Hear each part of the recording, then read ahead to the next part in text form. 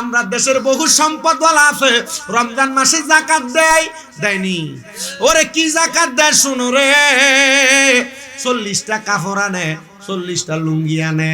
এই 40টা লুঙ্গি আর কাপড় দিয়ে যাকাত দেওয়ানোর পরে এই কাপড় বাড়িতে নেওয়ার পরে এক দোয়া দিলে আর এটা ভিন্দন যায় না। আপনারা এখন এমন কাপড় দিয়ে যাকাত দেন না, বেড়াই তো সমাজে এমন কাপড় আর লুঙ্গি দিয়ে যাকাত দেন না, বেড়াই তো সমাজে। এ বেড়া যদি যাকাতের টাকা হিসাব করে, এলাকার একটা গরিবের 1 বছরের যাকাতের টাকা দিলে বেড়ার পরের বার যাকাত খাওয়ান লাগে না। বাংলাদেশে যেই পরিমাণ সম্পদশালী আছে, যদি 3 বছর হিসাব করে যাকাত দেয়, বাংলাদেশ আগামী 3 বছর পরে একটাও ভিক্ষুক থাকবে না। কথা কয় না? হিসাব করে যাকাত দেয় না। আমি আপনাদেরকে বলে দেই, হিসাব করে যাকাত হলো প্রতি 1 লক্ষ টাকায় 2,500 টাকা করে যাকাত দেওয়া লাগবে। আবার আপনি যত কোটি টাকার মালিক হন দেওয়া লাগবে। নবী আমার কই উম্মতের ভিতরে এমন শ্রেণীর মানুষ আসবে কিয়ামতের আগে, যারা যাকাত দেওয়ার তারা জরিমানা মনে করবে, অথচ যাকাত দিলে তাদের সম্পদ পবিত্র হয়, যাকাত দিলে তাদের সম্পদের পাহারাদার আমার আল্লাহ হয়। জোরে জোরে কন্যা মারহাবা। এজন্য প্রতি 1 লাখ টাকায় 2,500 টাকা করে করে যাকাত দিবা। মারহাবা কন। আমারে আমার এক চাচা প্রশ্ন করছে, তো যাকাত দে প্রতি 1 লাখে 2,500 করে দিব, কত টাকা? 7.5 ভরি স্বর্ণের দাম হইলে তাইলে না যাকাত দিব। তো আমার তো বাবারে 7.5 ভরি স্বর্ণের দাম নাই। আমি কইলাম বেড়া, যে বেড়া যাকাত দেয় হে বেড়া 7.5 ভরি স্বর্ণের দাম হিসাব করে না। আমি হিসাব করি আমার স্বর্ণ কয় না, আমার বাড়ি, আমার গাড়ি, আমার জায়গা, পয়সা, সম্পদ যা কিছু আছে সব কিছুর হিসাব করি। এগুলার দাম যদি 2 কোটি হয়, আমি হিসাব করে প্রতি 1 লাখে 2,500 করে আলাদা করি। এটা আমি করি। আপনি কেন করবেন না? যে বেড়া 1 কোটি দিয়ে যাকাত দিতে পারবে, বেড়া কি বাহি 7 লাখ 8 লাখ দিয়ে যাকাত দিতে পারতো না? কথা কয় না? যাকাত দিবেন, আপনার সম্পদ নিরাপদ হবে, সম্পদ পবিত্র হবে। মারহাবা কয় না? আর বেড়াই তখন যাকাত দেওয়াটার জরিমানা মনে করে না। যাকাত দিবেন বেশি কইরা। কাদির কাপের মানুষের কি কষ্ট হইতেছে? বাসার পুরাটাও আজকে আপনারা শুনবেন। আমার সময় মোটামুটি আমি শেষের দিকে নিয়ে যাচ্ছি। আরিফুল ইসলাম তাহিরি সাহেব আইবো, এরপর আমি মোটামুটি বিদায় নিয়ে যাব। আপনার কি কষ্ট হইব? আমি আমার ওয়াজটা শেষ করি, আপনারা একটু ধৈর্য লইয়া বইবেন। আসেননি আপনারা ইনশাল্লাহ? আল্লাহ কবুল করক। জোরে কোন আমিন না? আমিন কোন? আরো জোরে কোন আমিন? যাকাত দেওয়ার আরেকটা ঘটনা শোনাই, এরপর আমি যাই আমার ওয়াজে। কেমন? যাকাত যারা দেয় না এদেরকে বলে দেই, যাকাত দিলে আপনার সম্পদ নিরাপদ থাকবে। সম্পদ হেফাজত করব কি? আস্তে কয় কন্যা কি? ইয়ামেন থেকে ব্যবসা করার জন্য শাম দেশে যাইতেছিলেন এক বণিকের দল, 7 জন। কয়জন? 7 জন বণিকের দল ইয়ামেন থেকে ব্যবসা করার জন্য শাম দেশের উদ্দেশ্যে রওনা করছে। রওনা করে মাঝপথের মধ্যে একজন দেখলেন নামাজের ওয়াক্ত হয়ে গেছে। তাদের মাল সামান গুলা নামায়া উটগুলাকে খাইতে দিয়া তারা নামাজের মধ্যে গেছেন দাঁড়াইতে, নামাজ পড়ার জন্য। নামাজে দাঁড়ানোর পরে 7 জনের 6 জন নামাজ পড়বে, একজন মালগুলা পাহারা দিবে।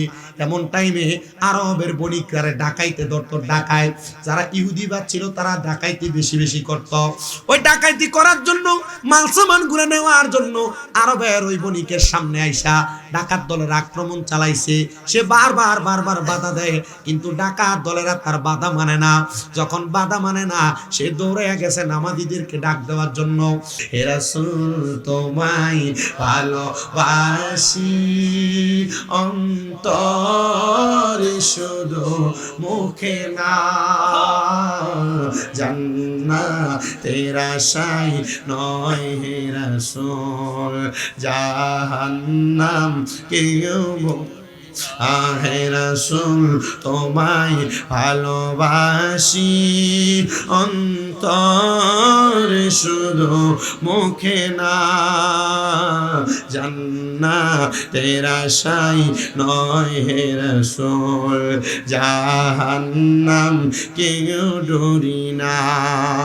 তোমায় পাওয়ার আশায় মন ছুটে যায় মদিনা, আয় তোমায় পাওয়ার আশ মন ছুটে চলে যায় মদিনা এ আশিকিরে দিদার দাও না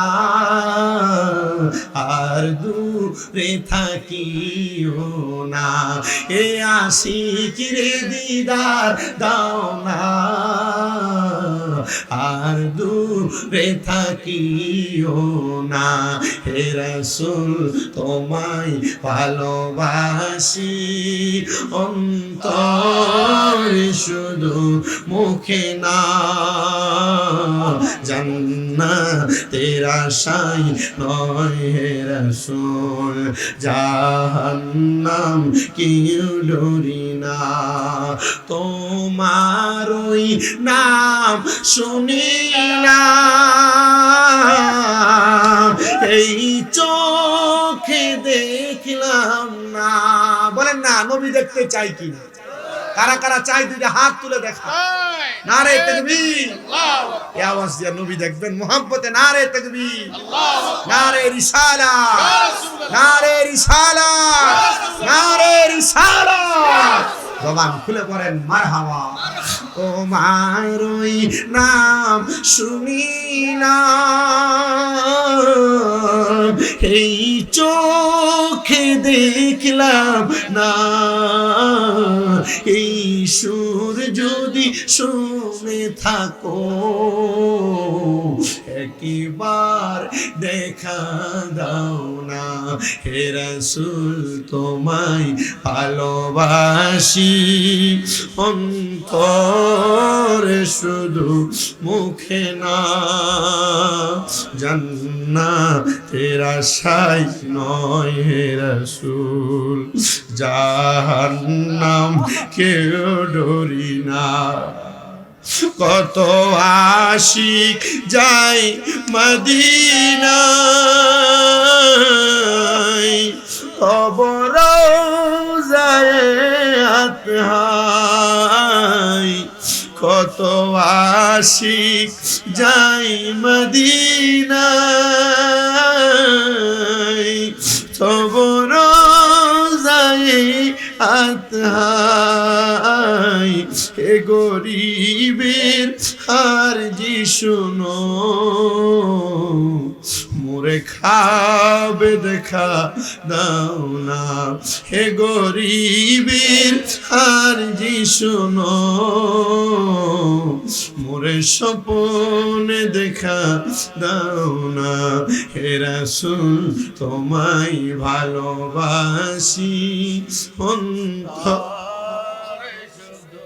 মুখে না জান্নাতের আশায় নয় হে রাসূল জাহান্নাম কেউ ডরি না এ আমার কাজীর কাবেলাকার প্রিয় মুসলমান গো আমরা সুন্নিদের একটা দোষ আছে আমরা সুন্নিরা নাকি শুধু নবী নবী করি কথা কোন না ঠিক কিনা এ সুন্নি মুসলমান কেন নবী নবী করি এই প্রশ্ন যদি তুমি আমাকে বলো এ সুন্নি যুবকেরা যদি তোমরা আমারে বলো এ শামীম রাজা সুন্নিরা কেন নবী নবী করে কেন কাজীর কাপের যুবকেরা এলাকাবাসীরা মিলাদুন নবীর মাহফিল সাজাইছে নবী নবী করতেছে এটার উত্তর হবে একটা যখন আমার আল্লাহ নবীর নূর মুবারক বানাইছে আমার নবীর নূর মুবারক তখন উম্মত উম্মত করছে যখন আমার নবীজি আলমে আরোহার মধ্যে ছিল তখন উম্মত করছে যখন আমার নবীজি মায়ের গর্ভের মধ্যে ছিল তখন উম্মত করেছে যখন আমার নবী দুনিয়াতে 570 খ্রিস্টাব্দে 12 রবিউল আউয়াল নবী দুনিয়াতে আগমন করছে সাজদায় পড়ে উম্মত করেছে 63 সাল জিন্দেগি নবী আমার উম্মত করেছে রওজা মুবারকে যাওয়ার পর নবী আমার উম্মত এখনো করতেছে কিয়ামতের আগ পর্যন্ত করবে হাসরের ময়দানে নবী আমার উম্মত করে আমার নবী উম্মত করবে নবীর একটা উম্মত যদি জাহান্নামে থাকে আমার নবী তখনও উম্মত করবে এই জন্য আমরা সুন্নিরা নবী করি এটা আমাদের যদি দোষ হয় আমরা সুন্নিরা যেই নবী উম্মত করে ওই নবীর জন্য নবী করব নাকি তোর আর বাপের নাম কইব কথা কোন না ঠিক কিনা ওরে নবীর প্রাণে, আরে নবীর শান নিয়ে যদি আমরা যদি নবীর শান মানাজমতের গুণগান গাই, আমাদেরকে ভণ্ড আর বেদাতি কত রকমের কত কথা বলে, তাদের কথায় কান্না দিয়া নবীকে পাওয়ার জন্য ইবাদত কইরা দাও, নবী নবী কইরা দাও। দেখবা দুনিয়া আখেরাত কবর হাসর মিজান ফুলসিরাত সব তোমার একবারে কামালিয়ত অর্জন হয়ে যাবে। এ প্রিয় মুসলমান ইমানদারেরা, আমি শুধু জান্নাতের বর্ণনা তোমাদের কাছে দিতেছিলাম। জান্নাতে তো সুন্দর, জান্নাতীরা জান্নাতে যখন প্রবেশ করবে, জান্নাতের মধ্যে প্রবেশ করার সাথে সাথে জান্নাতীদেরকে আমার আল্লাহ তাআলা সর্বপ্রথম ফেরেশতাদের মাধ্যমে জান্নাতীদেরকে এমন একটা মেহমানদারি করবে, মাসরে কলিজা দিয়া মেহমানদারি করাবে। জান্নাতে প্রবেশ করার পরে জান্নাতের মধ্যে যখন যাবে, ওই বান্দাটা মনে মনে যে খাবারের কথা চিন্তা করবে, ডাইরেক্ট আমার আল্লাহ তাআলা জান্নাতে ওই খাবারের ব্যবস্থা করে দিবে। এক একটা জান্নাতি বান্দার জন্য আমার আল্লাহ তাআলা এক একটা জান্নাতি নিয়ামতের ব্যবস্থা করবে। জান্নাতে কিসের অভাব? কোনো কিছুর অভাব নাই। জান্নাতের মধ্যে যখন তুমি যাইবা, আল্লাহ তাআলা জান্নাতে হুরগিল মানের খেদমত রাইখা দিছে। এত সুন্দর হুরগিল মানের খেদমত আমার আল্লাহ জান্নাতে করাইবো। যে হুর তোমার খেদমত করবে, ওই হুরগুলার চেহারা এত সুন্দর হবে, চেহারা এত নুরানি হবে, তাদের শরীর এত সুন্দর হবে, দুনিয়ার মেয়েদের পাগল পারা হয়া তোমরা তো তোমাদের জীবন যৌবন শেষ করে দাও। না না না, জান্নাতের হুরগিল মানরা এত সুন্দর হবে, এত সুন্দর হবে। নবী আমার জানায়া দেয়, এক একটা জান্নাতি হুরের 70 পাটওয়ালা এক একটা কাপড় পরানো হবে। ওই 70 পাটওয়ালা কাপড়ের ভিতর দিয়া জান্নাতি হুরের সৌন্দর্য দেখা যাবে। শুধু সৌন্দর্য দেখা যাবে না, হুরের শরীরের গোশতের উপর দিয়া হুরের শরীরের ভিতরে যে হাড্ডি আছে, ওই হাড্ডিটা পর্যন্ত দেখা যাবে। হাড্ডির ভিতরে যেই মজি আছে, জান্নাতি হুরের ওই হাড্ডির ভিতরের মজি দেখা যাবে। ইয়া রাসূলুল্লাহ, নবী ও মায়ার নবী গো, ওই জান্নাতি হুরের খেদমত কারা পাবে? বলে যারা নামাজি।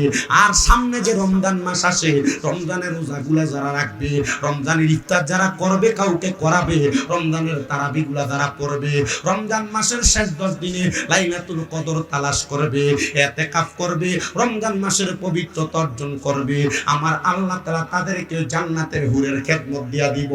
এ মুসলমান ইমানদার, কিন্তু তুমি তো জান্নাতের হুরের পাগল হও না, দুনিয়ার বেডির পাগল হও, দুনিয়ার মাইয়ার পাগল হও। চেহারা যত সুন্দর হোক না কেন, যৌবনের তাড়নায় পইরা তুমি পীড়িতের সম্পর্কের মধ্যে লিপ্ত হয়ে যাও। আমার অন্তরে বড় কষ্ট হইছে, বড় রক্তক্ষরণ হইছে। আমি ফেসবুকের ভিতরে গতকালকে মাদারীপুর জেলাতে মাহফিল ছিল, কইরা আসার সময় যখন পদ্মা সেতুতে উঠতেছি, এমন টাইমে আমার সামনে একটা ভিডিও আসছে। একটা মেয়ে তার বাচ্চাটারে কোলের মধ্যে নিয়ে, স্বামী তাকে বিদেশে, 2 বাচ্চার মা, একটা ছেলের সাথে ধরা খাওয়ার কারণে বেডিরে বারবার প্রশ্ন করে, এ বেডি তুই কি তোর স্বামীর সাথে সংসার করবি না? 2টা বাচ্চার দিয়ে তাকায়া কয়, না না না, যেহেতু ধরায় খায়া গেছি, তার সঙ্গে আমি বিবাহ বসতে রাজি।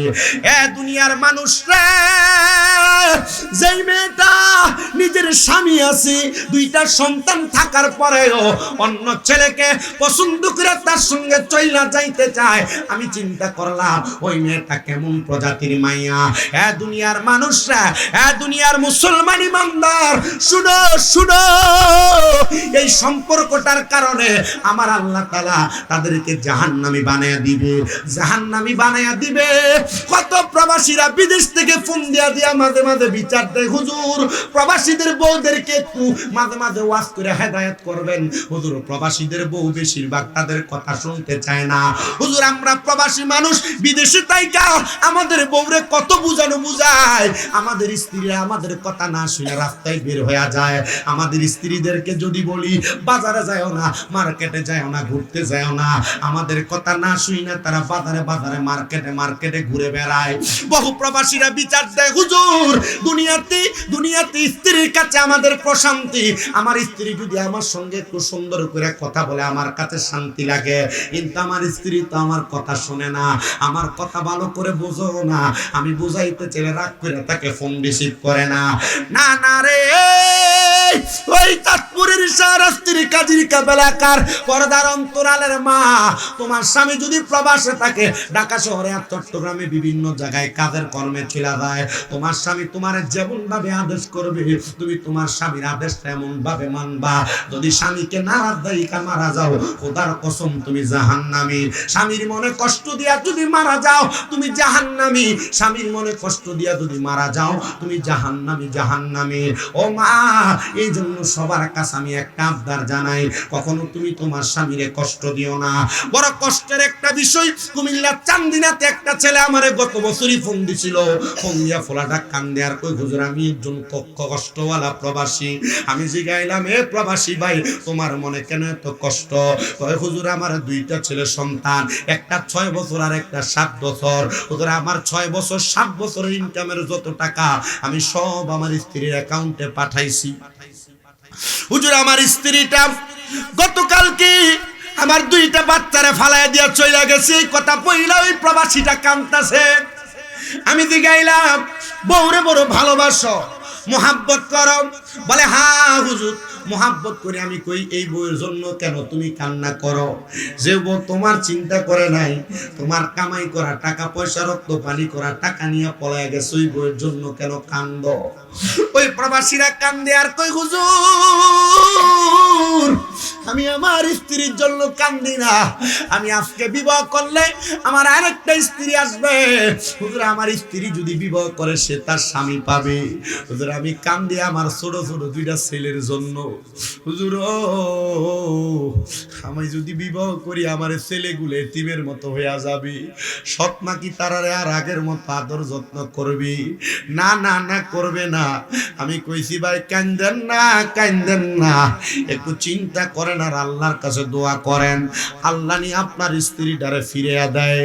আমি কইছি ভাই তাহাজ্জুদ নামাজ পড়েন, আল্লাহ নি আপনার স্ত্রীটারে ফিরে দেয়। এই পোলা ঠিক 7 দিন পরে আমারে ফোন দিয়া কান্দে, হুজুর আপনার কথা শুনে তাহাজ্জুদ পড়া পড়া কানছি। আমার বউ এখন আমারে ফোন দিয়া কয় তারে আমি ওই জায়গায় আছে তারে আনার জন্য। আমি জিগাইলাম, কি লাগা তুমি আইবা? আর আমার ঘর থেকে আইবাই যে তো যাইলা কেন? এ আমারে শুধু বলছে, স্বামী গো আমার জীবনের সবচাইতে বড় ভুলের একটা আমি কইরা ফালাইছি।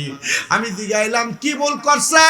আপনার স্ত্রী কি জবাব দিতে? হুজুর সে যেই নাগরের সাথে পলাইছে ওই নাগর তার কাছে থাকা 12.5 লাখ টাকা নিয়া তারে ছাইরা দিয়া রুম থেকে কই জানি চলে গেছে।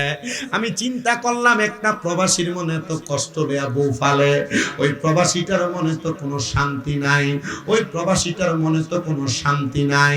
আবার গতকালকে ফেসবুকে যে সুন্দর একটা লাল কাপড় পরা মাইয়া দেখছেন, ওই মাইয়াটা যে প্রবাসীর স্ত্রী, ওই মাইয়াটা বলতেছে আমার স্বামী আমার কোনো চাহিদা পূরণ করে না।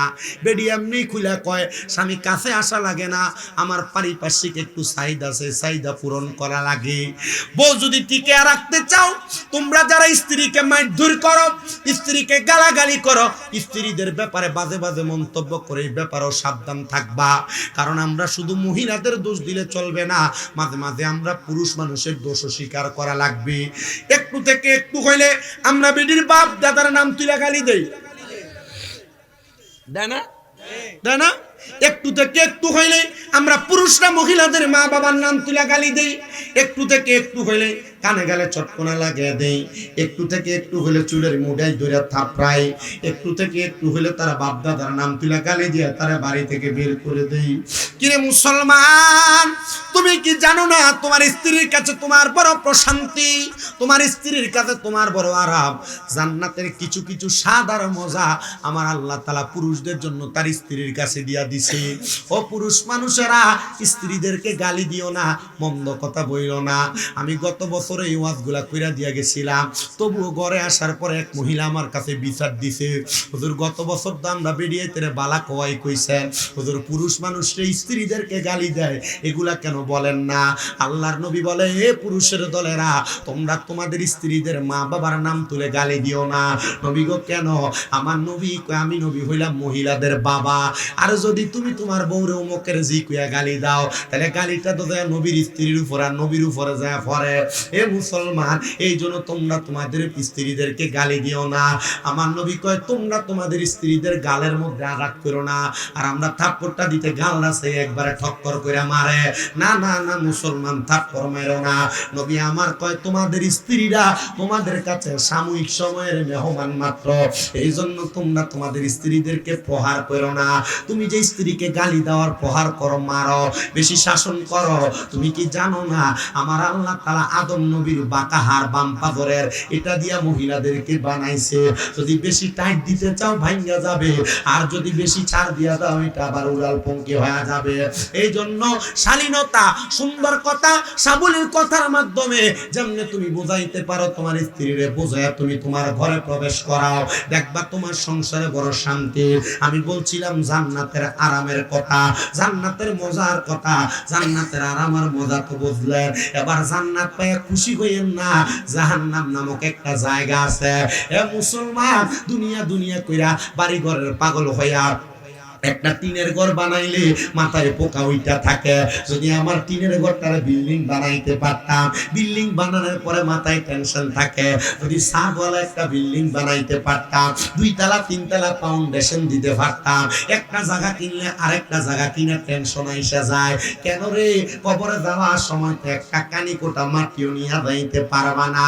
এই জন্য সবার কাছে আবদার জানায়, আল্লাহর নবী জানায়া দেয় যে দুনিয়াতে যত বেশি সম্পদের মালিক, আসরের ময়দানে তার তত বেশি হিসাব। এই জন্য দুনিয়ার সম্পদের পাগল না হইয়া, টাকা পয়সা ধন দৌলতের পাগল না হইয়া আল্লাহ নবীর প্রেমে পাগল হও। আর যদি তুমি দুনিয়ার সম্পদের পাগল হও, কবরে যাওয়ার পর তুমি এটার কোনো জবাব দিতে পারবা না। আমি এটার উপরে আপনাদেরকে একটা ঘটনা শোনাবো, তার আগে আপনারা একটু জবান করে মুহাব্বতে পড়েন। পরের জায়গা পরের জমি, পরের জায়গা পরের জমি, ঘর বানায়া আমি রই, আমি তো সেই ঘরের মালিক নই গো, আমি তো সেই ঘরের মালিক নই। বলো পরের জায়গা পরের জমি, পরের জায়গা মি ঘর বানায়া আমি রই, আমি তো সেই ঘরের মালিক নই রে, আমি তো সেই ঘর খানা যার জমিদারি, আমি পাই না তাগার হুকুম জারি। সেই ঘর খানা যার জমিদারি, আমি পাই না তাগার হুকুম জারি। আমি পাই না জমিদারের দেখা মনের দুঃখ কারে কই, আমি তো সেই ঘরের মালিক নই। বলো পরের জায়গা পরের জমি, পরের জায়গা পরের জমি, ঘর বানায়া আমি রই, আমি তো সেই ঘরের মালিক নই রে, আমি তো সেই। আরে জমিদারের ইচ্ছা মতো যায় না জমি চাষ, তাই তো ফসল ফলে না রে দুঃখ 12 মাস। হাই রে জমিদারের ইচ্ছা মতো দেয় না জমি চাষ, তাই তো ফসল ফলে না রে দুঃখ 12 মাস। আমি খাজনা পাতি সবই দিলাম, তবু জমিন আমার হয় যে নিলাম। আমি খাজনা পাতি সবই দিলাম, তবু জমিন আমার হয় যে নিলাম। মারহাবা কইতেন। দুনিয়াতে টাকা পয়সা ধন সম্পদ গড় জায়গা জমি একটা বানাইছে সারাস্তি করে হাজিগঞ্জ, আর একটা বানাইতে একটা বানাইছে হাজিগঞ্জ কই সাতপুর শহর, একটা বানাইতে একটা বানাইছে সাতপুর কই ঢাকা শহর, এক কইলে আরো ভালো কথা কম না, চাহিদার শেষ নাই। আর আল্লাহ কয় লা ইউকাল্লিফুল্লাহু নাফসান ইল্লা উসআহা, আমি কারোর সাধ্যের বাহিরে কোনো কিছু সাফায়া দেই না। তুমি একটা বাড়িতে থাকার সাধ্য আছে, আল্লাহ তোমার একটা দিব। 2টা বাড়িতে মালিক হওয়ার সাধ্য আছে, আল্লাহ তোমার 2টা দিব। তো তুমি পাগল কেন হইয়া যাও? পাগল হইও না, সব সম্পদের হিসাব দেওয়া লাগবে। কিন্তু আমি যদি এক রাইতে 40-50 হাজার কামাই করি, টেনশন তারই 1 লাখ টাকার একটা বান্ডিল যদি হইতো। কালকে মাহফিল দিছে মাদারীপুর, তো মোটামুটি অনেক তাড়াতাড়ি বাইরে আমাদের কুমিল্লার হাইওয়ে পুলিশ অফিসারের বাড়ি মাদারীপুর, রাজুর থানা, লুমদি গ্রাম। ওইখানে আল্লাহর ওলির মাজার, যেখানে পুকুর আছে বিশাল। কোনো মানুষের কোনো কিছু দরকার হইলে রাত্র যে নামাজ পড়ে 2 রাকাত পুকুরের কাছে কিছু চাইলে আল্লাহ তাআলার কুদরতে পুকুর থেকে সকাল ওই জিনিস পেয়ে যেত। ওইটার পাশে এক মাজারের মাহফিল। আমি গেলাম ভাই এখন পাওয়া যায়নি, তো তারা বললো যে না ভাই, এক সময়ে সব যখন পাইতো এক লোকে মাল পাওয়ার পর সব ফেরত দিছে, একটা জিনিস ফেরত দেয় না দেওয়ার পর থেকে এখন আর কিছু চাইলে পাওয়া যায়। ওই জায়গায় মাহফিলে গেছে, হাদিয়া মোটামুটি 50। তো এরা যে অ্যাডভান্স 10,000 দিছে, ওয়াজের পর আইনা আরো 50 দিছে। তো পুলিশ অফিসার উনি কইছে যে হুজুর আপনি এটা রাইখা দেন, আপনি দোয়া করেন আর আগামী বছরের ডেটটা আপনি দিয়ে না তাহির হুজুরের ব্যবস্থা করে দিন। আমি কইছি আমি তো পারবো না, আপনি ডাইরেক্ট হুজুরের সাথে যোগাযোগ করলে হুজুরের দাওয়াতটা রাখবে। আমি চিন্তা করি টাকা পকেটে ঠিক, আলহামদুলিল্লাহ এটা আপনাদের খাস দোয়ার বরকত। এই টাকা যে পাইছি এটা পাওয়াতে আমার উপকার হয়েছে। উপকার কি? আলহামদুলিল্লাহ আমি এই আমার এলাকার মানুষ যারা, ওনাদের জন্য রমজানের উপহার হিসাবে এখন আমার বাপের কাছে কিনা দিয়েছে 300 কেজি বুট, 300 কেজি ডাল, 300 কেজি খেজুর, 300 কেজি মুড়ি। টাকা যে একসাথে পাইছি উপকার হয়েছে।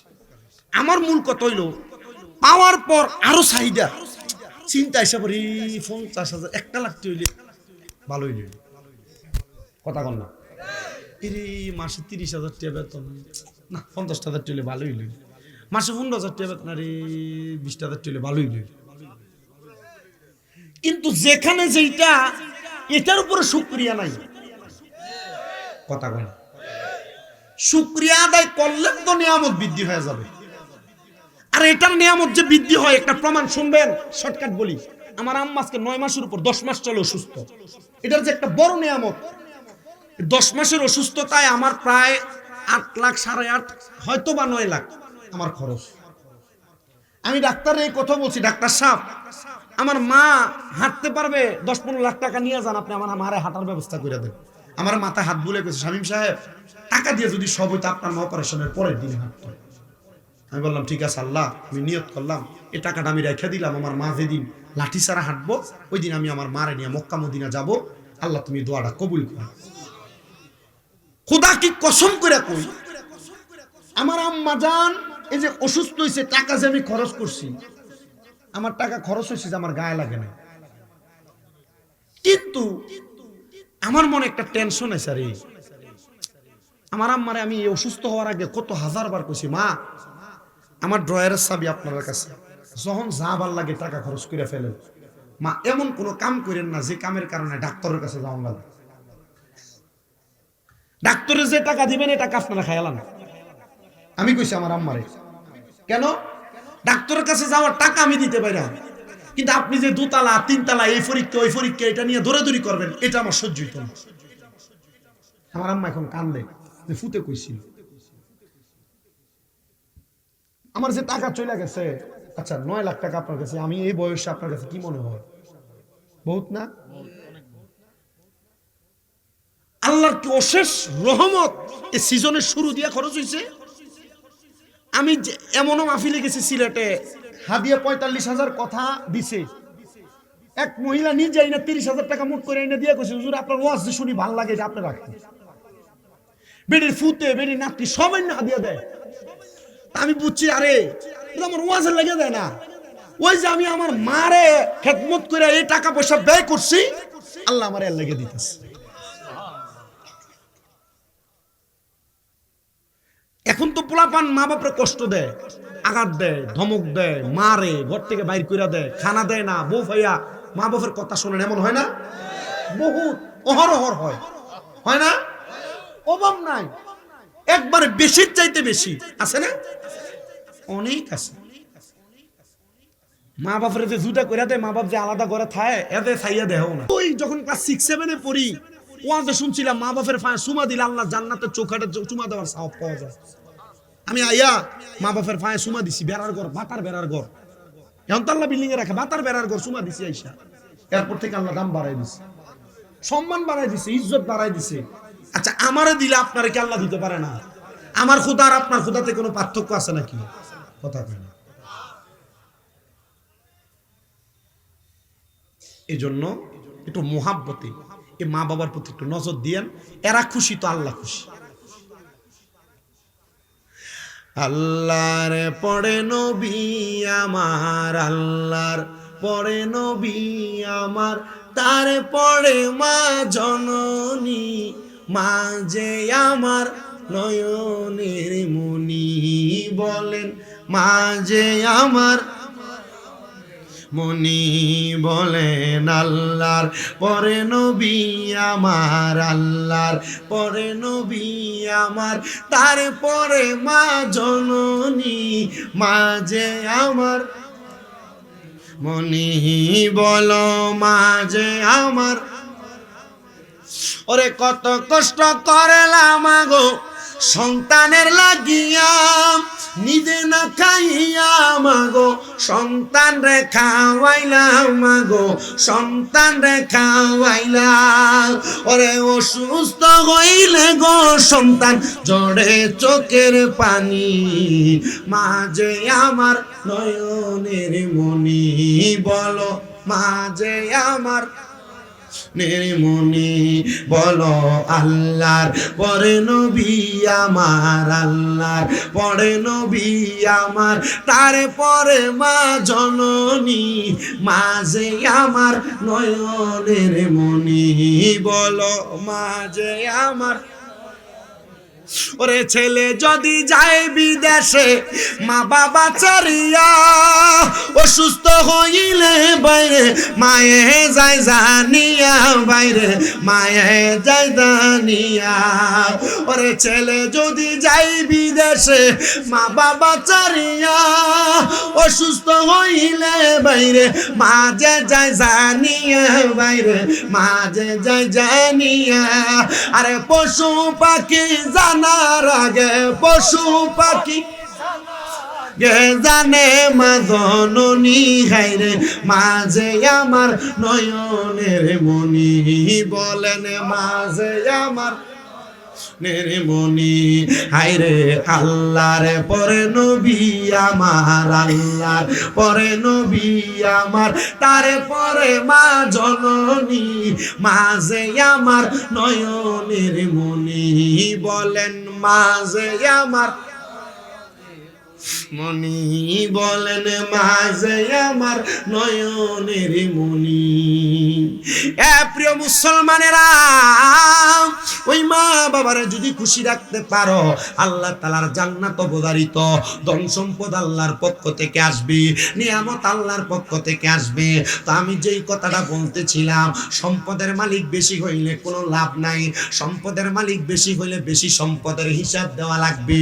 আমি আপনাদের কাছে দামেস্কের একজন বাদশার ছোট একটা ঘটনা শোনাইলে আপনারা ওয়াজটা বুঝতে পারবেন। বাদশা বলেন, আমি যখন খেলাফতের দায়িত্ব পাইলাম, আমার এলাকার বাদশাহী পরিচালনা করতাম। আমার যত প্রজা আছে সব প্রজারা একদিন একসাথে হইয়া তারা আন্দোলন করতে লাগলো। আর আমি বাদশার কাছে এসে ডাক দিয়ে কই, গো বাদশা, আপনার কাছে আমার একটা ফরিয়াদ, আমরা সবাই একটা দাবি নিয়ে আপনার কাছে আসছি। আপনি নিজে দামি বিল্ডিংয়ে ঘুমান, আমারও বিল্ডিংয়ে ঘুমানোর ব্যবস্থা করে দেন, অথবা আমরা দামি বিল্ডিংয়ে ঘুমাইতে পারবো এমন সম্পদের মালিক বানায় দেন আমাদেরকে। বাদশা ডাক দিয়ে কইও, আমার প্রজারা, তোমরা যেহেতু দামি বিল্ডিংয়ে ঘুমাইতে চাও, তার মানে তো তোমরা বেশি সম্পদ অর্জন করতে চাও। হ্যাঁ গো বাদশা, আমরা বেশি সম্পদ অর্জন করতে চাই। বাদশা ডাক দিয়ে কয়, এ আগন্তুক জনতা, ঠিক আছে, আমার সামনে দাঁড়াও, আমি তোমাদেরকে বেশি সম্পদ অর্জন করার একটা ব্যবস্থা দেখায়া দেই। বাদশা ডাক দিলেন, এ দলের মানুষ, আন্দোলনরত মানুষেরা, একজন আমার সামনে চলে আসো। একজনকে সামনে আইনা বাদশা ডাক দিয়ে বললেন, এ ভাই তুমি সামনে দাঁড়াও। বাদশা তার সেনাপতিরে ডাক দিলেন, সেনাপতিরও সামনে দাঁড় করাইলেন। একজন আমজনতা, একজন হলো সেনাপতি, দুইজনকে সামনে দাঁড় করায়া বাদশা একজনের হাতের মধ্যে দিলেন 500 দিরহাম, আরেকজনের হাতের মধ্যে দিলেন 5 দিরহাম। মারহাবা কোন লোক ডাক দিলেন কয়জন? সব মানুষ চায় কি সম্পদ, বেশি সম্পদ, বেশি সম্পদ, বেশি সম্পদ। বাদশাহ যখন লোক ডাক দিলেন সেনাপতিরে, ডাক দিলেন তার পাশে একজন আমজনতারে। সেনাপতিরে দিলেন 500 দিরহাম, আমজনতারে দিলেন 5 দিরহাম। বাদশাহ ডাক দিয়ে কয়, এ সেনাপতি আর আমজনতার একজন, আগামীকালকে তোমাদের সম্পদের সমাধান দেওয়া হবে। যাও, তোমাদেরকে যাকে যেই টাকা দিয়েছি তোমরা সে টাকাটা দিয়া দিরহামটা দিয়া খরচপাতি করো, আগামীকালকে তোমরা আমাকে সে খরচের হিসাব দেওয়া লাগবে। বাদশা যখন এই কথা বলছে রে, এই কথা বলার সাথে সাথে সেনাপতি 500 দিরহাম পেয়া বাজারে যায়া দামি দামি খানা কিনছে, দামি দামি জামা কাপড় কিনছে। আর প্রজাটা 5 দিরহাম পেয়া কই 5 দিরহাম দিয়া কি করব? 5 দিরহাম আমি বাদশার স্মৃতি হিসাবে আমার কাছে রাইখা দিলাম। যখন রাইখা দেয় এমন টাইমে একজন ফকির তার সামনে আইসা আপনা বানায় আল্লাহর ওয়াস্তে ফি সাবিলিল্লাহ আমারে কিছু দিয়া দেন। এবার ফকির তারে 5 দিরহাম বাহির করে দিয়ে দিছে। সেনাপতি 500 দিরহাম দিয়া কাপড় জামা কাপড় কিনা, দামি খানা কিনা, সব খানা পেনা করলেন। যখন পরের দিন আসরের নামাজের ওয়াক্ত হয়ে গেছে, এলাকার সব মানুষ দলে দলে বাদশার বাড়ির সামনে, এলাকার সব মানুষ যখন বাদশার বাড়ির সামনে দাঁড়াইলো, বাদশার বাড়ির সামনে দাঁড়ায়া এলাকার সবগুলা মানুষ ডাক দিয়া কয়, বাদশাহ আপনি কি আজকে আমাদেরকে সত্যি সম্পদ দিবেন? বাদশাহ বলে, সম্পদ দিব, তবে তোমরা আমার সামনে আইসা দাঁড়াও, বড় একটা চুলার মতো চুল্লি বানাও, বড় একটা আগুনের কুণ্ডলি জ্বালাও, আগুনের কুণ্ডলিটা জ্বালায়া পরোটা তাওয়ার জন্য যে তাওয়া তৈরি করা হয় এমন একটা তাওয়াকে তোমরা সেটার উপরে দিয়া দাও। বাদশার যেমন কথা তেমন কাজ, কথা মোতাবেক ওই বাদশাটার সামনে সুন্দর করে একটা তাওয়া বানাইলেন, সুন্দর করে একটা চুলা বানাইলেন, চুলার মধ্যে আগুন দিয়া তাওয়াটা চুলার উপরে দিয়া দিলেন। আগুনের গরমে তো বাপ, গরমে তো সেক লাগতেছে, তাওয়াটা গরম হইতে হইতে একবারে লাল হয়ে গেছে। বাদশা ডাক দিয়া কয়, ও আমার প্রজারা, এবার আসো, কালকে কারে দিলাম 5 দিরহাম তুমি সামনে, কাকে দিলাম 500 দিরহাম তুমি। বুঝতেছেন আপনারা? বুঝতেছেন? সেনাপতি বাদশা ডাক দিছে কয়জন রে? বাদশার কাছে সম্পদের লাগে আছে পুরো এলাকার মানুষ। 2 জনরে ডাক দিয়ে, একজন সেনাপতি একজন প্রজা। সেনাপতিরে দিছে 500, প্রজারে দিছে, প্রজার 5 টাকা কি করছে আল্লাহর রাস্তায় দিয়ে দিছে ফকিরকে। আর সেনাপতি 500 দিরহাম দিয়ে জামা কাপড় খানা যা আছে সব কিনছে। পরের দিন আসরের সময় সবাই আসছে, এ বাদশা তুমি আমাদেরকে কি সত্যি সম্পদ দিবা? তো সম্পদ দাও। তো বাদশা বলছে, ঠিক আছে সম্পদ দিব, তোমরা বড় একটা গর্ত করো, চুলা বানাও, চুলা বানাইয়া এই গর্তটার চুলাটার ভিতরে তোমরা আগুন জ্বালাও, আগুনটা জ্বালায়া এটার উপরে বড় একটা তাওয়া বিছিয়ে দাও। কি বিছিয়ে দাও? তাওয়া বিছিয়ে দাও। আগুন জ্বালাইতে জ্বালাইতে কঠিন গরম করছে।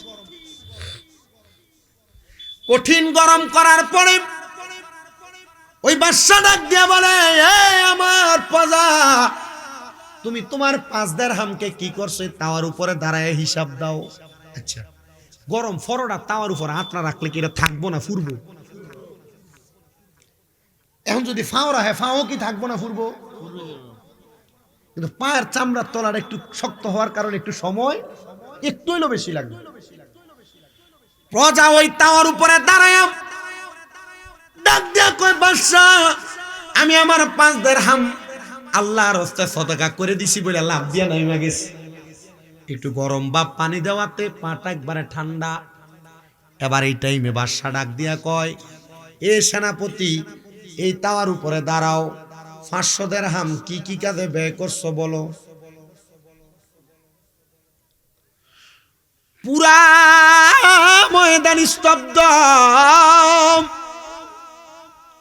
সেনাপতি কান্না করে দিছে আর ডাক দিয়া কয়, বাদশা আপনি কি আমারে এটা বুঝাইতে চাইছেন নাকি যে আমি যত সম্পদ অর্জন করেছি এগুলার হিসাব এমন একটা গরম তাওয়ার উপরে দাঁড়ায়া দাঁড়ায়া দেওয়া লাগবে?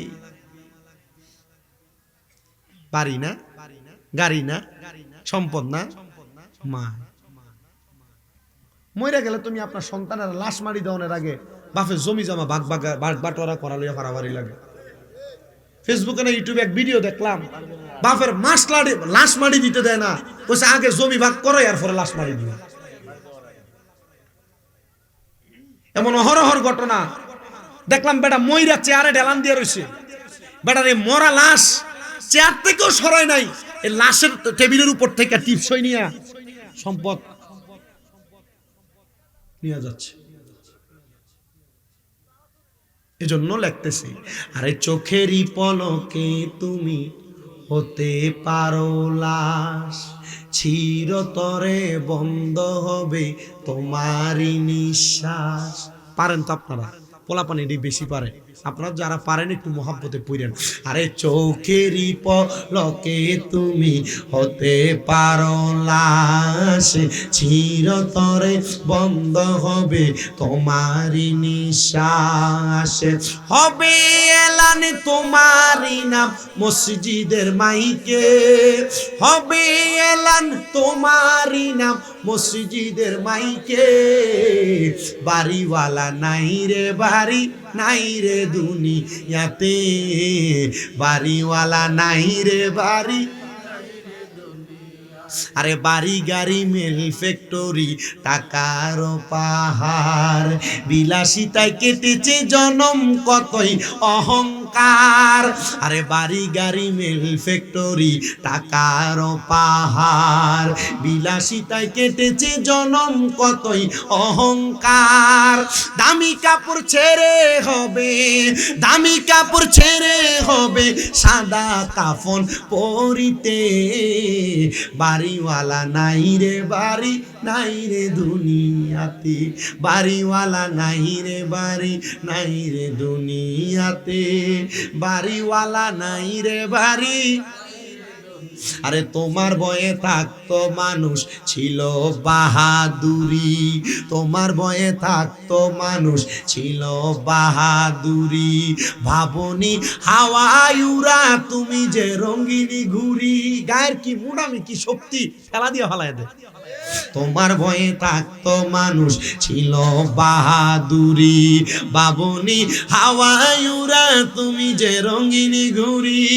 সুতোয় টানে দিলে মালিক, সুতোয় টানে দিলে মালিক পারবে না থাকিতে।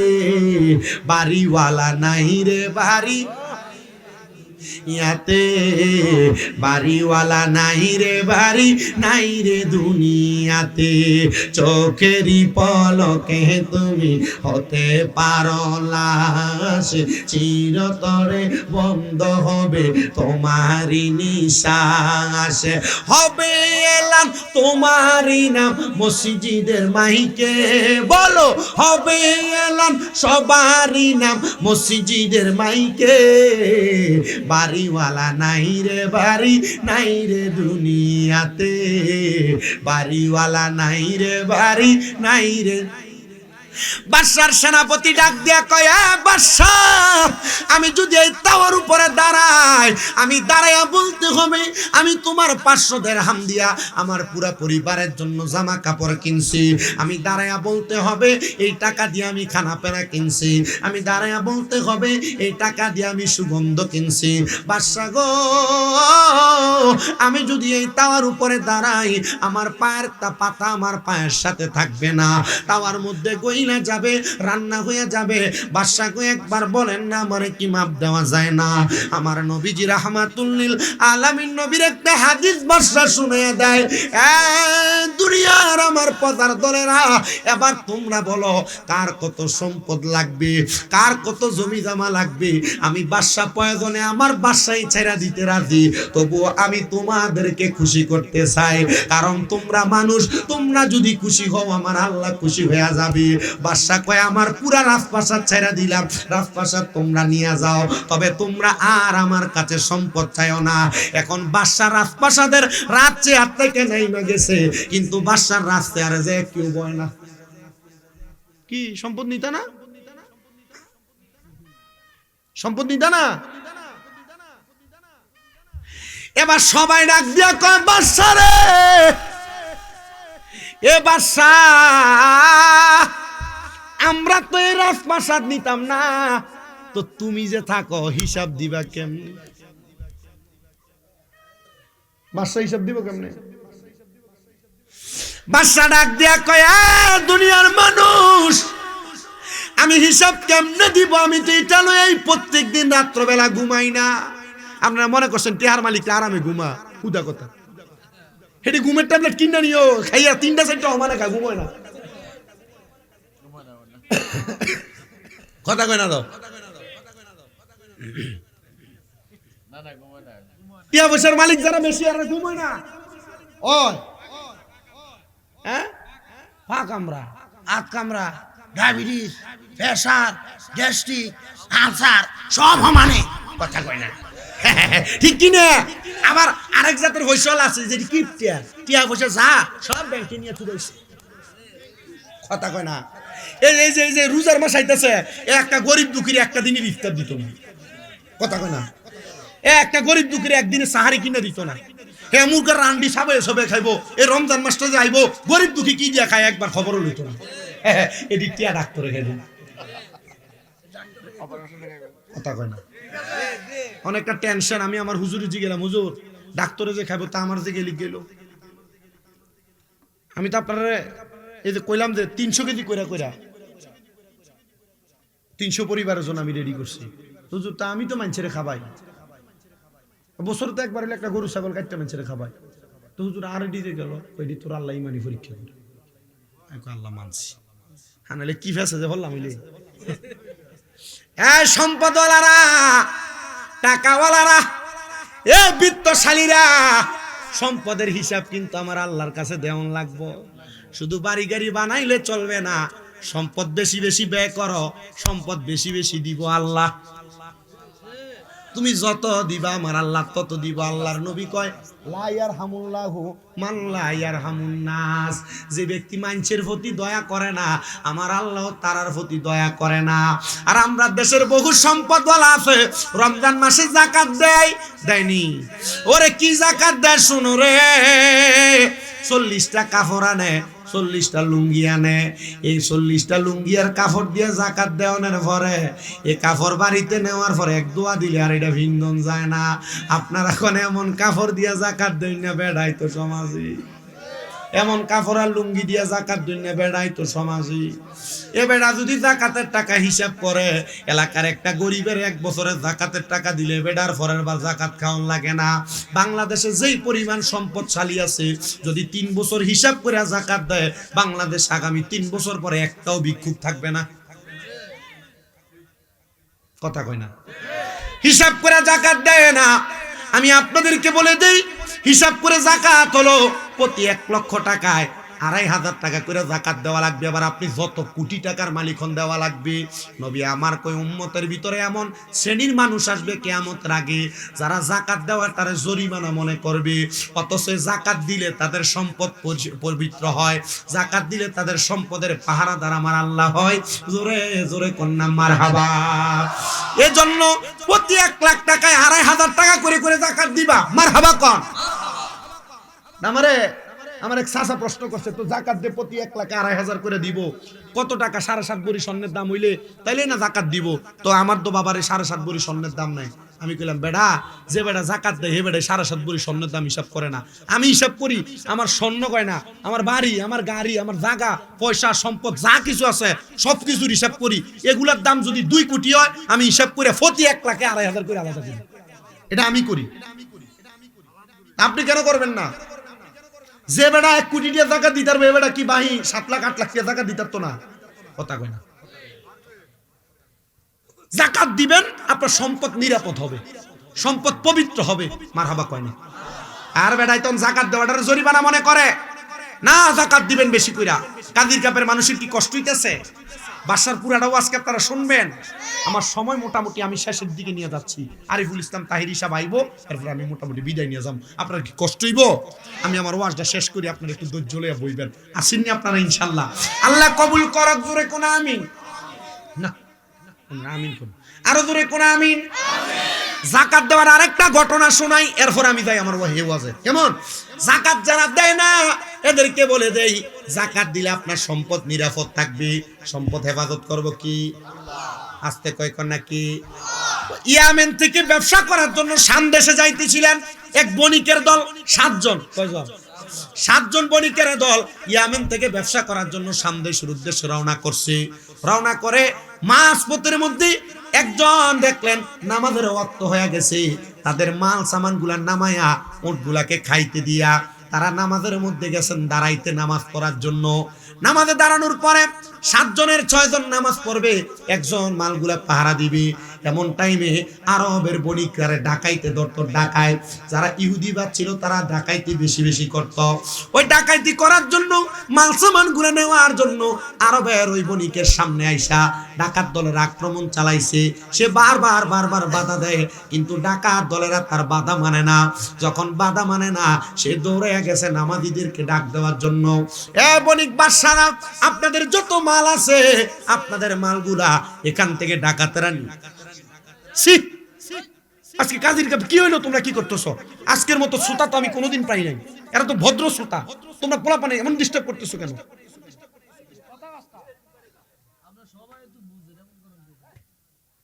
গত বছর মাশাআল্লাহ আপনারা যেমন ছিলেন, গত বছর শ্রোতার থেকে আজকের শ্রোতাগুলো আমি পাইছি একবারে নিট বাসকারা শ্রোতা। আপনাদের কোনো লড়াচড়ি নাই, নিরাল ওয়াজ শুনতেছে। গত বছর একটা হাউমাউ ছিল।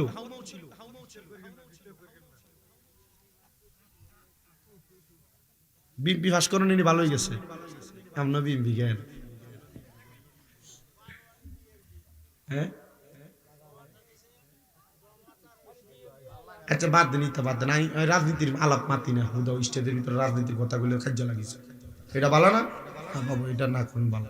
বহুত মোল্লারা দেখবেন স্টেজের ভিতরে আইয়ে ওয়াজ করতে হয় রাজনীতির কথা, যেটি স্টেজের ভিতরে রাজনীতির কথা বুঝবেন যে এটা সিটার। তোর দাওয়াত দিছে কোরআন হাদিসের কথা, তুই কি রাজনীতির কথা কস? এর সিস্টেম হলো রাজনীতির কথা কইলে এ দল আর হে দল একটা মুড়ামুড়ি লাগবে আর হ্যাঁ বাইরে লইব। দেখেন ইউটিউবের ভিতরে উত্তরবঙ্গের বহুত মোল্লারা রাজনীতির কথা কয়ে কয়ে ভিডিও লাগে, আছে না? আমি সিঁড়ি আমি বুঝি, আমি কইলে একটা গুতা দিয়ে দিই, পিত্তি তুই এডি করস। আমি বহুত হুজুরের সিধা করছি, ওনার রাজনীতির ওয়াজ করে না। এডি এমন ভাইরাল হইতো যে ভিডিও খাইছে। এটি কি নাড়া? এগুলারে আপনাকে ওই দিকের বাসায় কি কইনি রে? নাড়া মৌলবি, নাড়া হুজুরি। তোর দরকার আছে, তোর দাবাত দিছে মানুষের হেদায়েত করবার লাগে।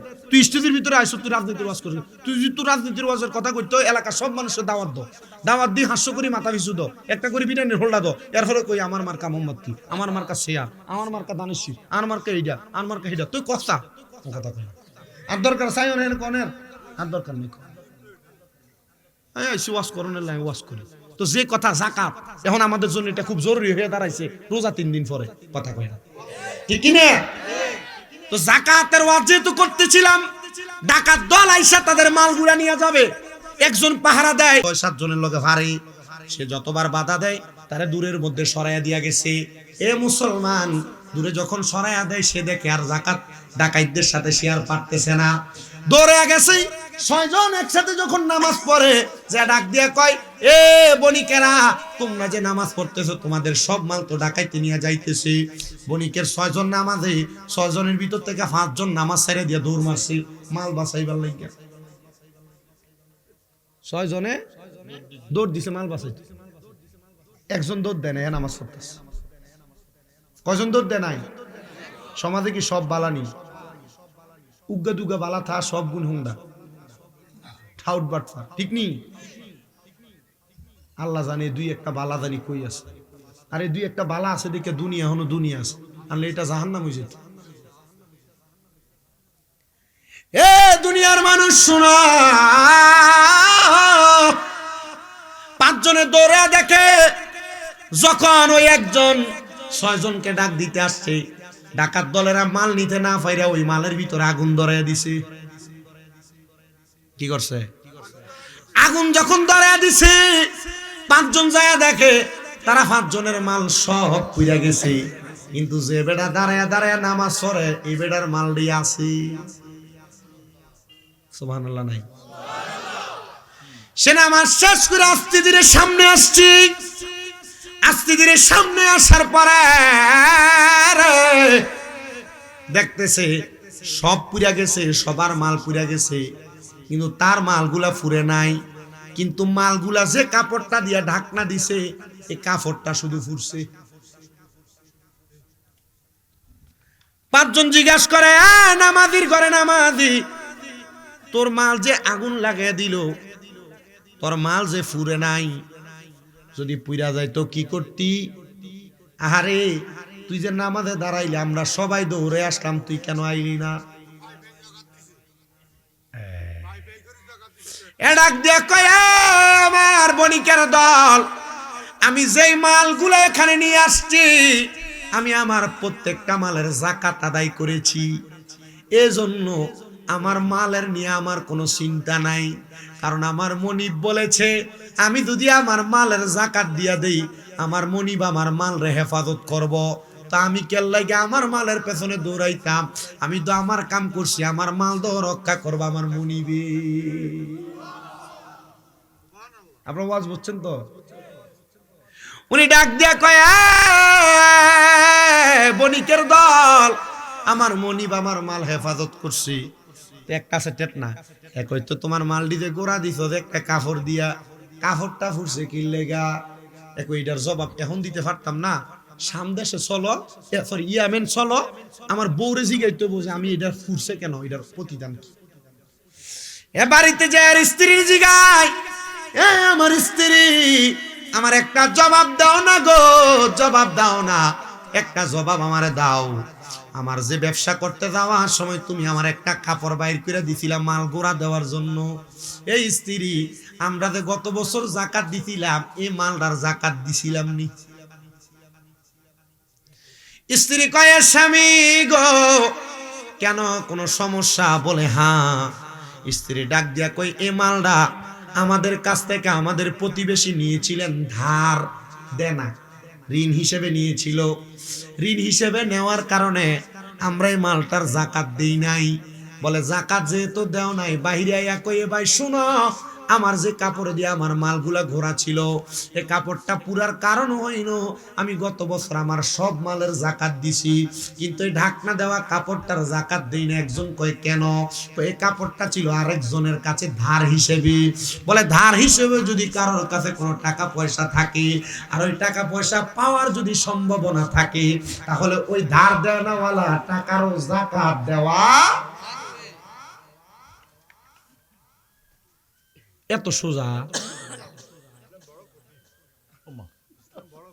না? ঠিক আছে তো, বড় কঠিন আবার খুব সহজ, মানলে সহজ। মানে এত দেয় না। এই যে বালুগুলা কিসির মিচির করে যে দেখছেন বালুগুলা, হ্যাঁ বালুগুলা কিসির মিচির করে না, এগুলা কি? এগুলা কারুনের সম্পদ। কার সম্পদ? কারুনের সম্পদ। এরা কইছে বারবার মুসলমান যাকাত দেও, যাকাত দেও, যাকাত দেয় না। আমার সম্পদ আমি যাকাত দেব কেন? এত সম্পদ আছিল 12টা না 7টা ওজ বুঝাই কইরা এর সম্পদের চাবি বহন করা লাগবে 70টা।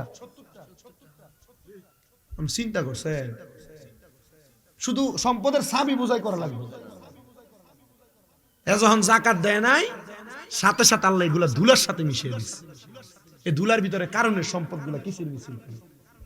আল্লাহ গো, তাহলে আমরা যারা যাকাত দিই না আমরা সম্পদ আল্লাহ ইন্ডিয়া না হিন্দিয়া বাইর করে লয়ে যায়। কথা কয় না, ঠিক কিনা?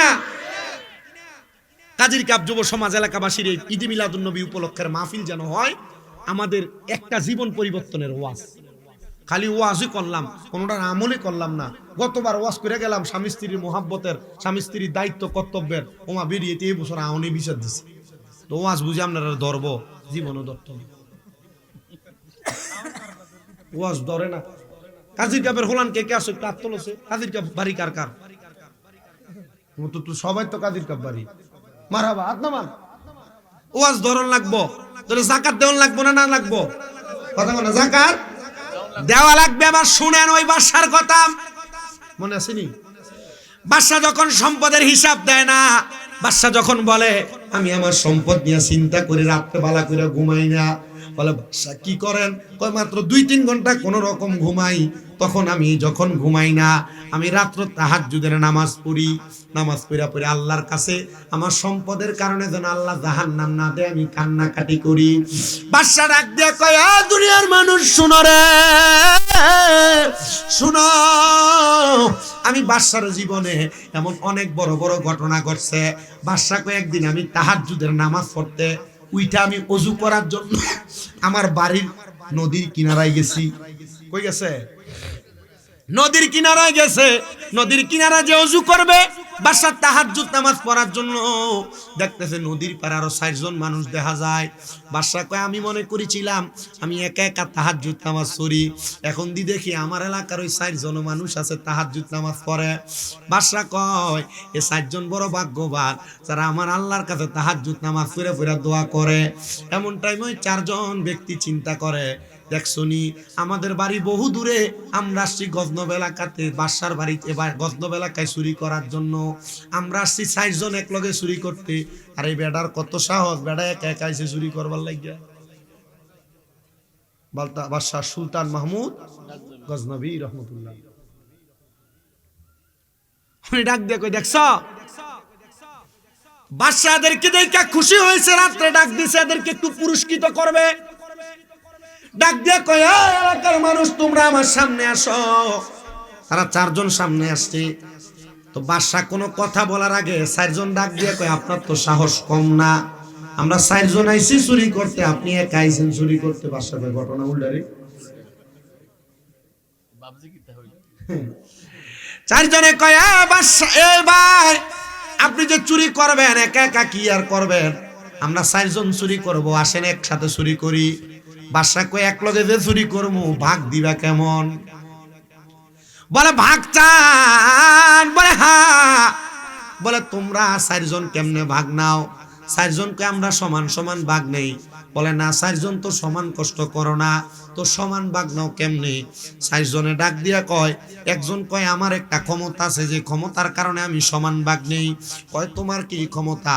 আমি যখন বাদশার বাড়ি কোনো বাড়ির ভিতরে প্রবেশ করি, বাড়ির সামনে যদি কোনো কুকুর থাকে, কুকুর যখন গেউ গেউ করে, আমি কুকুর গেউ গেউ করে কি বলে তার ভাষা বুঝতে পারি। আরেকজনের জিগায় তোর ক্ষমতা কি? ডাক দিয়ে কয় আমার ক্ষমতা হইল যত বড় গেটের সামনে যাই, এটা তালা যত কঠিনই হোক না কেন, আমি ইশারার মাধ্যমে ওই তালাটারে আমি ভাঙতে পারি। আরেকজনরে ডাক দিয়া কয় তোর ক্ষমতা কি? এ ডাক দিয়া কয় আমার ক্ষমতা হইল আমি ঘরের মধ্যে ঢুকার পরে নাকের গ্রানটা টান দিলে কোন জায়গায় কি মাল আছে আমি নাকের গ্রান দিয়া বলতে পারি। আরেকজনরে জিগায় তোর ক্ষমতা কি? উনি ডাক দিয়া কয় আমার ক্ষমতা হইল আমি রাত্রবেলা যারে দেখি দিনের বেলা তারে চিনি, দিনের বেলা যারে দেখি রাত্রবেলা তারে আমি চিনি। বলে যেহেতু চিনো ও ভাই তাহলে তোমরা লগে আমারে লইয়া যাও, আমারও সমান ভাগ দিও। 4 জনে ডাক দিয়া কয় আপনার কি এমন গুণ আছে আপনি সমান ভাগ নিবেন? উনি ডাক দিয়া কয় আমি যদি ডান দিকে তাকাই তাহলে ফাঁসির আসামি মাফ হইয়া যায়, আমি যদি বাম দিকে তাকাই অনেক মানুষের জেল হাজত মাফ হইয়া যায়। বলে ঠিক আছে, আমরা যদি ধরা খাই তাহলে আপনারই আমরা দরকার লাগবো, চলেন আজকে আমরা ছোটখাটো কোনো জায়গায় চুরি করব না, আমরা আসছি বহু দূর থেকে, আমরা বাদশাহ সুলতান মাহমুদ গজনবীর বাড়িতে চুরি করাম। একসাথে 4 চোরা বাদশারা লইয়া যায়। তো বাদশার বাড়ির সামনে একটা কুকুর, এটা ঘেউ ঘেউ করে। বাদশা জিগায় এ কুকুরের বাসা বুঝনেওয়ালা ভাই তুমি কও এ কুকুর ঘেউ ঘেউ করে কি বলছে? এ ডাক দিয়া কয় কি বলছে? কুকুরটার মনে হয় রাত্রবেলা বালা করে খায় নাই। কুকুর বলতেছে বাড়ির মালিক রে লইয়া নাকি বাড়িতে চুরি করতে যায়। আচ্ছা বলেন আমরা 5 জন হইতো চোর, এখানে বাড়ির মালিক কই থেকে? আসলে কুকুর কি হেজা কইছে না মিছা? মানুষ বেঈমানি করে, কুত্তার জাত বেঈমানি করে। এটার উদাহরণ আমার নিজের ঘরের দরজা। আমার নিজের ঘরের দরজার সামনে কুত্তা একটা থাকে, এটার পাও ভাঙছে, আমি এটারে দড়ি দিয়া বাঁধছি, ওই ইয়া দিয়া কাপড় দিয়া টানা দিয়া বাঁধছিলাম, বান্ধার পরে পাও ভালো হয়ে গেছে। এটার পা এই ঘাড়ের ভিতরে কেটা জানি কিতা দিয়া খুব দনে সামড়ে উঠে গেছে, একবারে ফুচে গেছে। আমি পাউডার আইনা ব্রুপ পাউডার আইনা 1 প্যাকেট ডাইলা দিছি, কারণ ডইলা তো দিতে পারতাম না, দিছি।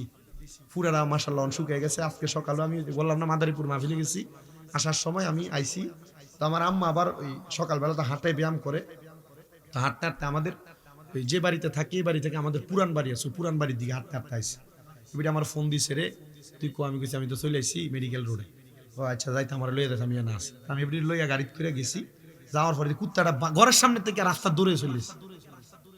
ধরেন এখান থেকে আপনাদের ওই ইয়া যতটুকু এত দূর, গেট যত দূরে দূরে চলে আসছে। দৌড়ে দৌড়ে এজন আইসে, আমি কইছি কামড় দিব, তখন না কামড় দিত না, আমার হাতে লাড়ি আছে। এটা দৌড়ে দৌড়ে আম্মুর সামনে সামনে গেছিলাম। এটা রাত্রবেলা যখন ঘুমাই, ওই আমাদের বাড়ির উল্টা পাশে পুকুর ওই ফাট দিয়ে কেউ আইতে গেলে এটা ঘেউ ঘেউ ঘেউ করে লয়ে পড়ে। আমি চিন্তা করে দেখলাম আমার জীবনে বহু বন্ধু বান্ধব পাইছি যেটি আমার লগে থাইকে আমার লগে খাইয়া বেমানি করছে। অন ফোন দিল, ফোন ধরে না, সালাম দিল মাথা অন্যদিকে মাথা ফিরিয়ে দেয়, আমার কি তুইস, ঠিক না? তেমন মানুষ যদি বেইমানি করে, আদম জাত কুত্তার জাত বেইমানি করে না। কুত্তা কি করে না? বেইমানি করে না।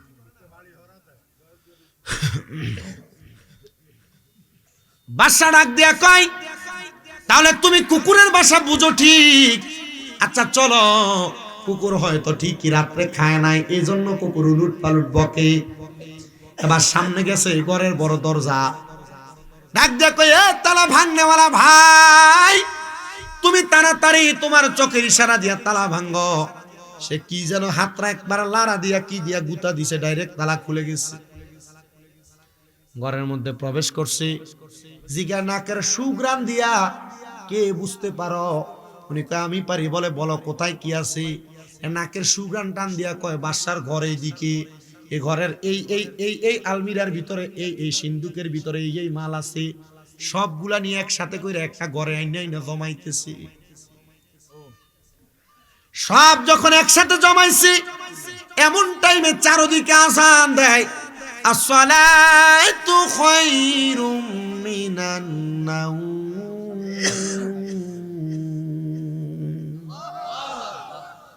আরিফ ভাই, আরিফ ভাই ফোন, আসসালাতু খায়রুম মিনান নাওম, ঘুম থেকে নামাজ উত্তম।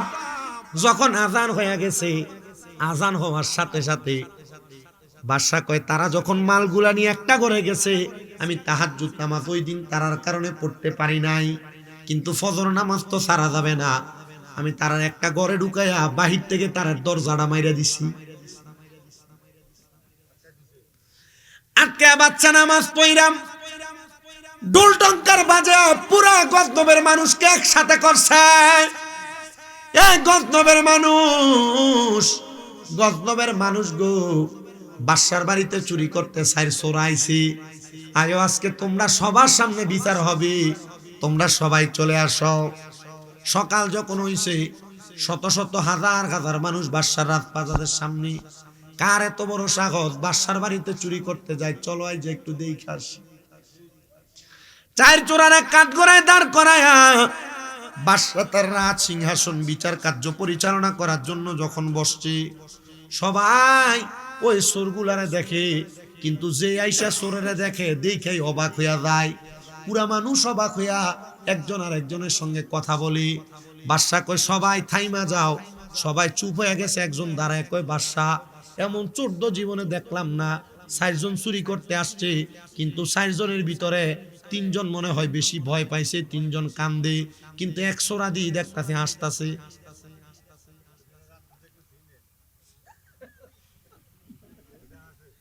যেটা রাতকে দেখলে দিনে চিনে, এটা আসে। বাদশা ডাক দিয়ে কয়, চোরের দল, এ 3 জন তোমরা কান্তাছ, তুই কার লাগা হাসস? হ্যাঁ, ডাক দিয়ে কয়, বাদশা একসাথে চুরি করতে গেলেন, এখন কেমনে আমরা 4 জনের আসামির কাতারে ফালাইয়া আপনি রাজ সিংহাসনে বইয়া রইলেন? ওয়াজ যে কই নিতেছে, আসতেছে ওয়াজ সবদির গায়ে করবো।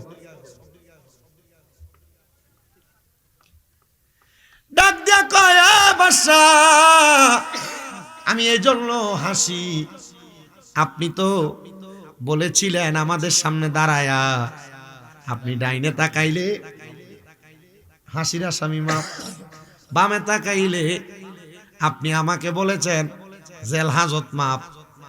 বাদশা এবার কি বিচার করবেন আপনি করেন, আপনি ডাইনে বামে এখানে বসার পর কয়েকবার চাইছেন।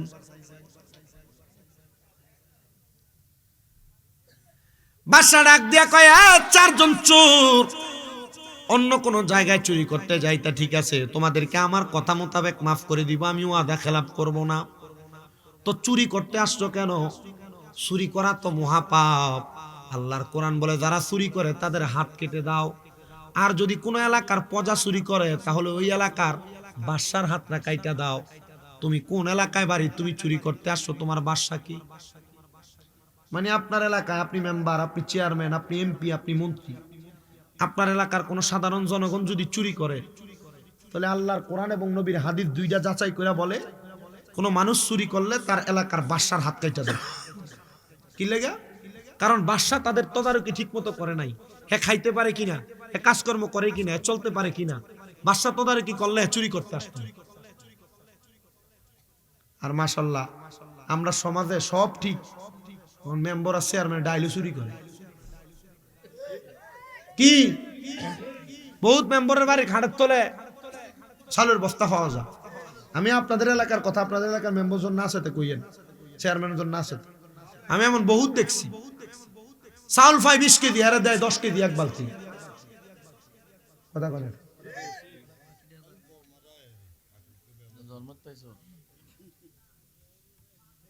এরা শুধু হাত কাটবে না, এরা শুধু হাত কাটবে না, এদেরকে হাসরের ময়দানে এদের সন্তান, এদের বউ বাচ্চার সামনে উলঙ্গ করে পিটাবে।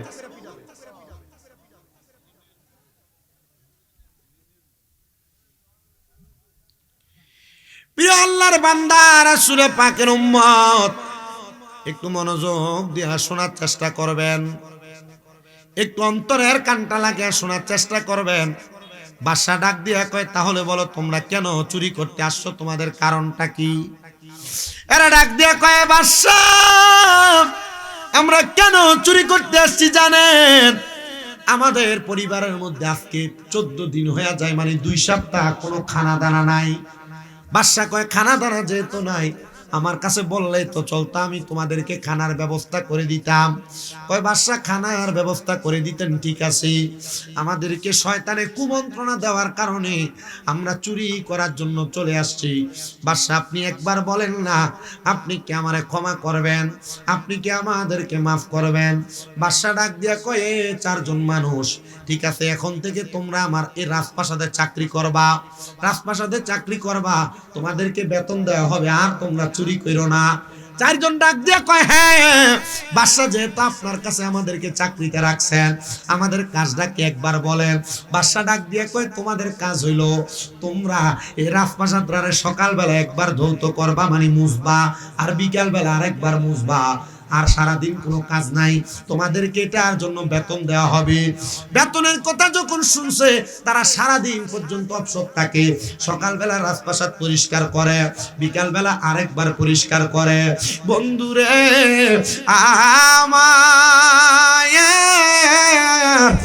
আমার কাজের কাপড়ে মানুষ শোনো, বাদশা 1 সপ্তাহ পর্যন্ত তাদের কাজ কামগুলা দেখতেছি, বাদশা ঘুমায় না, বাদশা ভালো করে খানা খায় না, কখন জানি এরা চুরি করে আবার বাদশার বাড়ির মালগুলা নিয়ে পালায়া যায়।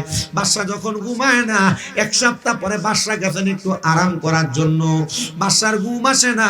বাদশা এবার বলে, যখন আমার ঘুম আসতেছে না, আমি তাড়াতাড়ি ওযু বানাইলাম, ওযুটা বানায়া আমি তাড়াতাড়ি নামাজে দাঁড়াইলাম, 2 রাকাত নামাজ পড়লাম, আল্লাহ যেন আমারে শান্তির সাথে একটু ঘুম দেয়। আমি নামাজটা পড়লাম, নামাজের মুসল্লার ভিতরে আমি যখন চোখটা বন্ধ করলাম, আমার ঘুম চলে আসছে। আমার ঘুম যখন চলে আসছে, ওই ঘুম আসার পরে আমি হঠাৎ করে দেখতেছি কে যেন আইসা আমারে ডাক দেয়, ওগো সুলতান মাহমুদ গজনবী, ও সুলতান মাহমুদ গজনবী, তোমার এত বড় সাহস, তুমি আল্লাহর 4 জন বুজুর্গরে তোমার বাড়ির চাকর বানায়া রাখছো।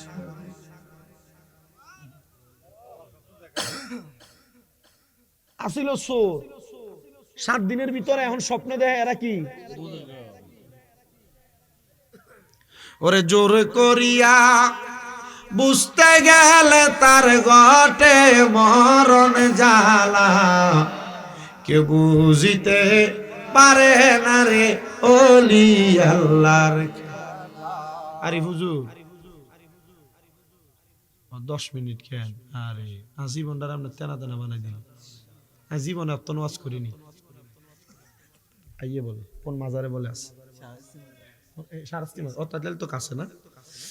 আরে কেউ বুঝিতে পারে না রে ওলি আল্লাহর খেলা, আরে পীর মুর্শিদের খেলা। আরে জোর করিয়া বুঝতে গেলে তার ঘটে মরণ জ্বালা, আরে জোর করিয়া বুঝতে গেলে তার ঘটে মরণ জ্বালা। কেউ বুঝিতে পারে না রে ওলি আল্লাহর খেলা, আরে পীর মুর্শিদের খেলা। ওরে 36 বছরে কারোর কেনাগি ফুটে না, আমার 6 মাসের কালের দয়াল পায় যে 16 আনার দয়াল, পায় যে 16 আনা দয়াল। জোর করিয়া দিবে তোরা, জোর করিয়া, জোর করিয়া দিবে তোরা বাবের যত প্রেম জ্বালা। কেউ বুঝিতে পারে না রে পীর মুর্শিদের খেলা, আরে ওলি আল্লাহ খেলা।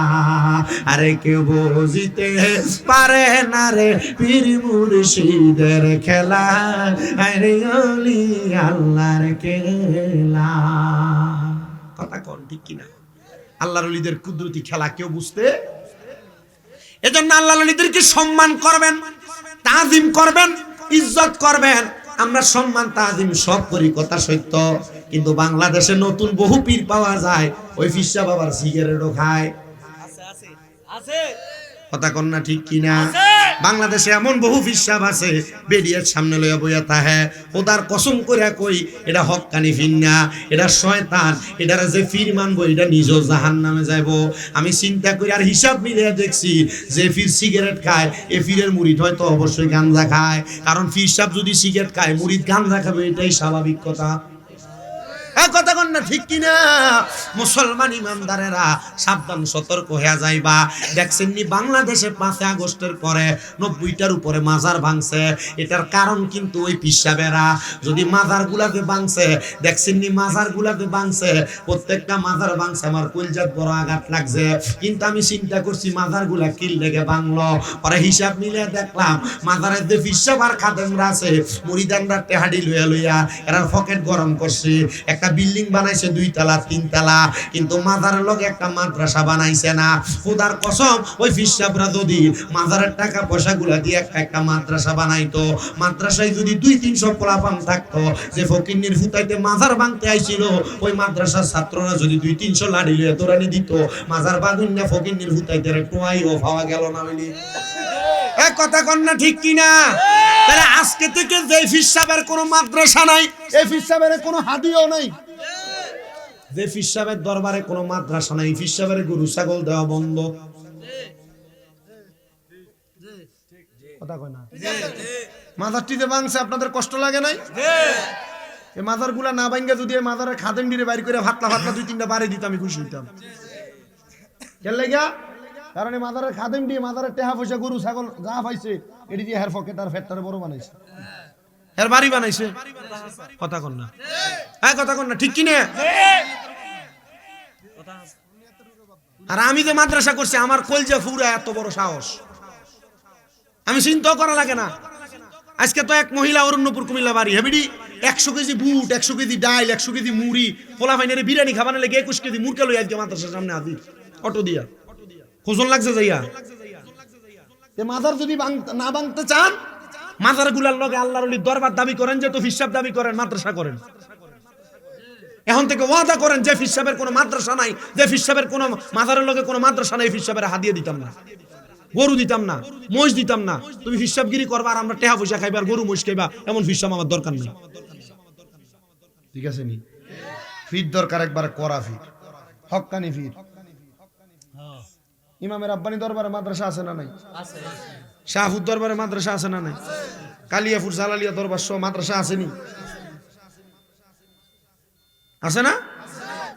ইচ্ছা মতো গরু দেন, ইচ্ছা মতো ছাগল দেন, ইচ্ছা মতো চাল দেন, ইচ্ছা মতো হাদিয়া দেন। কেন? মাদ্রাসা হোলানে খাইবো, ছাত্ররা খাইবো, এগুলা কোরআনের খেদমত করবো। ঠিক কি না? আল্লাহ কবুল করুন।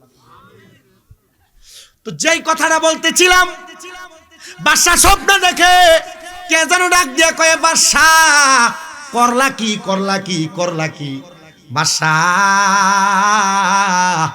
আল্লাহর 4 জন বুজুর্গরে দিয়া তুমি তোমার বাড়ি সাফ করাও।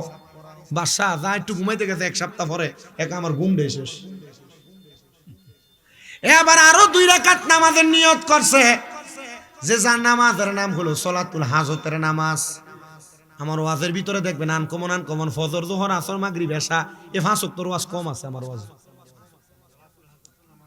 আমার ওয়াজে সলাতুল তাসবিহ, সলাতুল হাজত, সলাতুল খায়ের, এমন সলাতুল তাসবিহ, সালাতুল তাহাজ্জুদ, এমন আনকমন নামাজের নাম হলো।